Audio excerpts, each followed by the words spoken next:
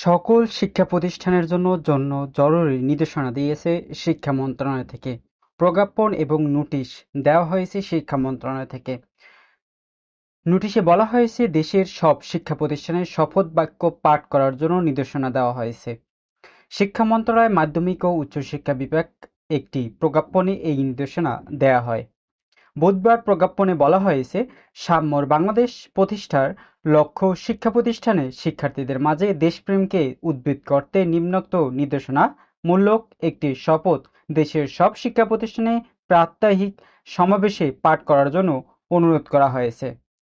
বলা হয়েছে, শপথ বাক্য হলো, আমি শপথ করিতেছি যে মানুষের সেবায় সর্বদা নিজেকে নিয়োজিত রাখিব, দেশের প্রতি অনুগত থাকিব, দেশের একতা ও সংহতি বজায় রাখিবার জন্য ও সর্বদা সচেষ্ট থাকিব, অন্যায় ও দুর্নীতি করিব না এবং অন্যায় ও দুর্নীতিকে প্রশ্রয় দিব না।